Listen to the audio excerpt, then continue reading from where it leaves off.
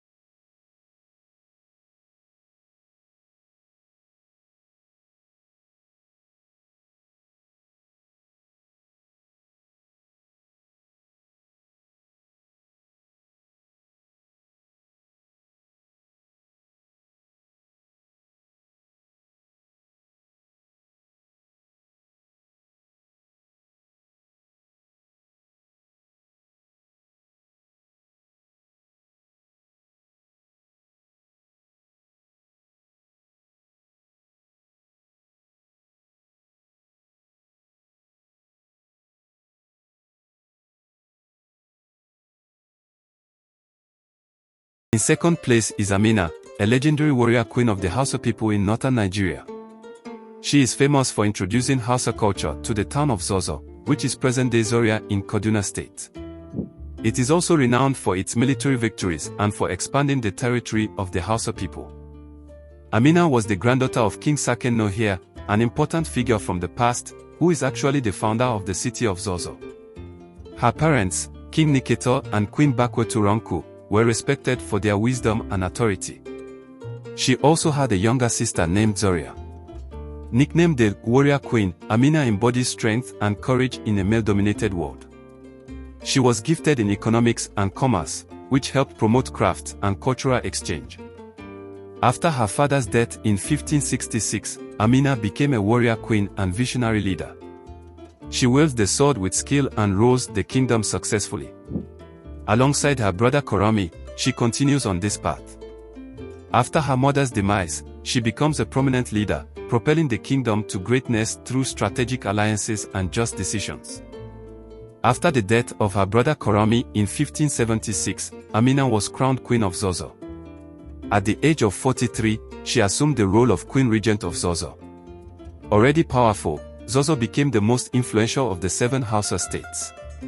In contrast to her mother's diplomatic approach, Amina is aggressively expanding. She rides on the front lines of her armies, increasing military power and expanding the kingdom.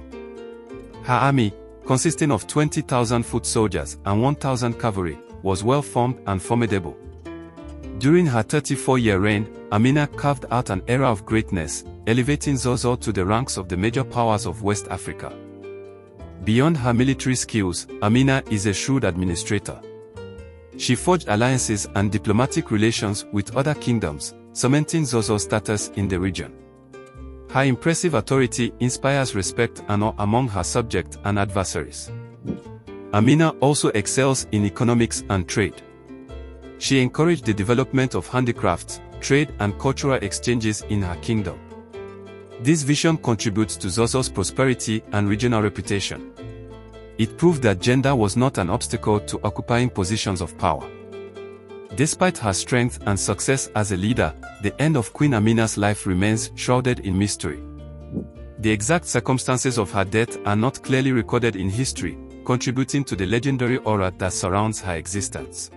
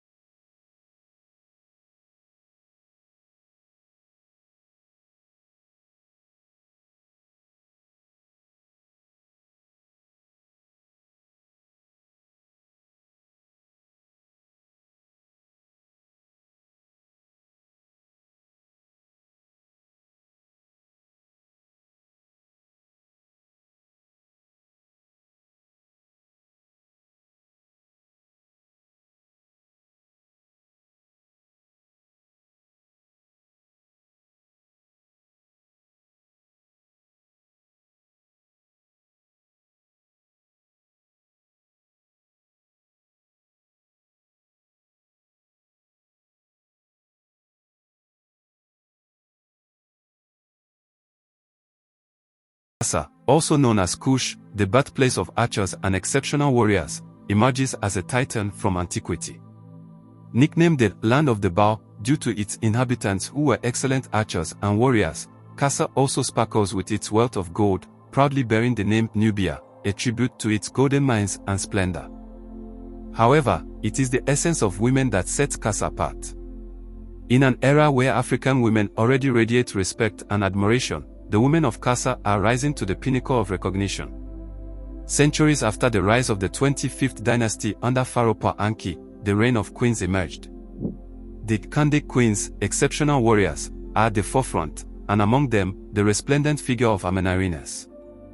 After losing control over Kemet, Kassa becomes a refuge for the people of Kemet from the oppression of the Romans led by the fearsome emperor, Augustus. Under the leadership of the powerful Kandake Amenarines, also known as the Amanarines, Kassa embraced fierce resistance. The title Kandake refers to a reigning and independent queen. The Romans threatened the last stronghold in Inner Africa. Under the growing threat from these Roman warriors, Amenarines staged a daring attack, gathering 30,000 warriors united against the Roman army on the southern border of Kemet. Despite the well-organized tactics of the Romans, who were much more numerous, Amenarines, supported by her son Akinadad, led her army to victory. In a shattering triumph, Kassa's territory expanded, and Roman cities fell. The Kandake queen Amenarines even lost an eye in the battle, but her tactical courage became legendary. The earned her the nickname the One-Eyed Queen of Kush. Amenarines shines not only on the battlefield, but also in the diplomatic arena. The power of the queen forced the Romans to negotiate. Emperor Augustus signs a Hatoric agreement recognizing the greatness of Kassa. The first cataract was ceded, and the Roman tributes were abolished. Kandake Amenarines reigned in peace and prosperity until 10 BC. The story of Amenarines, a brave and strategic queen, remains a testament to resistance against Roman expansion and fierce defense of the kingdom of Kush.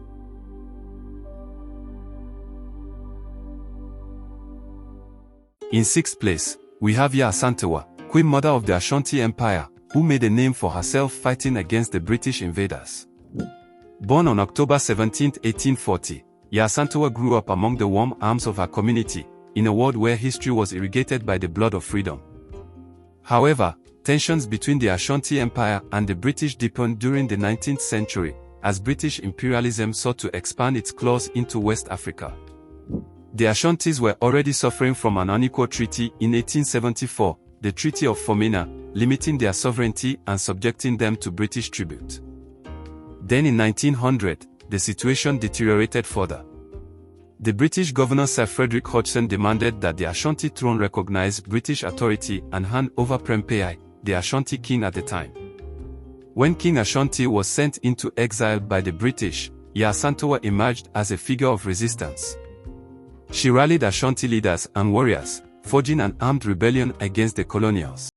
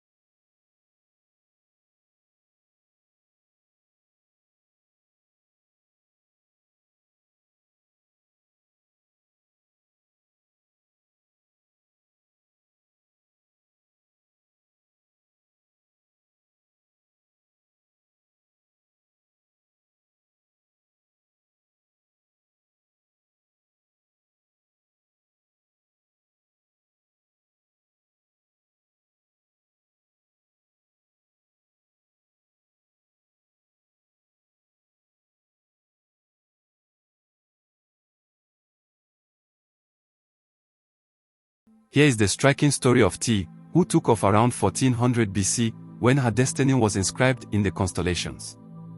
Coming from a family in Kemet, her career was marked by exceptional circumstances. Originally from Okmim, between the cities of Amarna and Thebes, she grew up in a household of illustrious officials. Ti was the great royal wife of the Egyptian pharaoh Imhotep III, mother of Pharaoh Akhenaten and grandmother of Pharaoh Tutankhamun. But its origins, rooted in the fertile land of Okmim, are not forgotten. Her parents, Yuya and Tuya, had close ties to Empress Mutimuya, a web of relationships that wove her imperial trajectory. Her father Yuya, a priest and overseer of the oxen, and her mother Tuya, immersed in religious cults, left an indelible mark on Ti's path to the throne. Raised in an influential family, Ti enjoyed a quality education, reserved for the elite of the time. However, her life would take a decisive turn with the accession of Imhotep III, the new emperor of Kemet. With the help of Empress Mutimuya, Ti's family orchestrated her meeting with Imhotep III, who was also 12 years old. A unique connection is forged between the two young souls, based on shared values and sincere love. Their special bond became the foundation of an impressive reign. Ti even defied convention by acting as an advisor to Imhotep III and even her son Imhotep IV or Akhenaten. Her political wisdom and vision kept her at the top even in the pharaoh's absence.